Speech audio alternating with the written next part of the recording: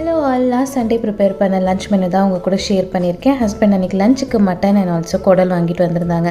Mutton biryani பண்ணிடலாமேன்னு நல்லா உப்பு மஞ்சத்தூள் போட்டு வாஷ் பண்ணிவிட்டு விசில் விட்டு எடுத்துக்கிட்டேன். அண்ட் நான்வெஜ் ரெசிபிஸ் ப்ரிப்பேர் பண்ணுறப்ப இஞ்சி பூண்டு அரைக்கும் போது கூடவே பட்டை, கிராம்பு, சோம்பு, பச்சை மிளகா, கொஞ்சமாக கொத்தமல்லி சேர்த்து அரைச்சோம்னா இதுலேருந்து ஒரு டேபிள் ஸ்பூன் போட்டாலே அவ்வளோ டேஸ்டியாக இருக்கும். ரொம்ப சிம்பிளான ஒரு மட்டன் பிரியாணி தான், அவ்வளோ டேஸ்டியாக இருக்கும். நான் ஆல்ரெடி நம்ம சேனலில் போஸ்ட் பண்ணியிருக்கேன். லிங்க் வேணும்னா இந்த ஷார்ட்ஸு கீழே கொடுக்குற, தேவைப்பட்ட செக் பண்ணி பாருங்கள். மட்டன் பிரியாணிக்கு குடல் தொக்கு வந்து குழம்பு மாதிரி செய்யாமல் கொஞ்சம் செமி ட்ரை மாதிரி தான் பண்ணியிருந்தேன். பட் அது நல்லாவே சுண்டி தொக்கு மாதிரி வந்துருந்தது. பிரியாணி சீரக சம்பா அரிசியில் தான் பண்ணியிருந்தேன். தம் போட்டதுக்கு அப்புறமாவும் அவ்வளோ உதிரியாக பர்ஃபெக்டாக குக்காக இருந்தது. ஸோ ஹஸ்பண்ட் கொஞ்சம் ரசம் கேட்டிருந்தாங்க. ஸோ அதனால் கொஞ்சம் வெள்ளை சாதம் தனியாக வச்சுட்டு ரசத்துக்கு தாளிச்சிட்டு. இனிஷியலி நான் பிரியாணினாவே பாஸ்மதி ரைஸில் தாங்க பண்ணுவேன். நான் சீரக சம்பா அரிசியில் பண்ணும்போது ரைஸ் ஓவர் குக் ஆயிரும், இல்லை சாதம் உடஞ்சிரும். பட் இப்போ தம்மில் போட்டு அவ்வளோ பர்ஃபெக்டாக குக்காக இருக்கிறத பார்க்கும்போதே ரொம்ப ஹாப்பியாக இருந்தது. இந்த லஞ்ச் மெனு பிடிச்சிருந்தா ஒரு லைக் கொடுங்க. அடுத்த ஒரு வீடியோவில் பார்க்கலாம் ஃப்ரெண்ட்ஸ். பாய்.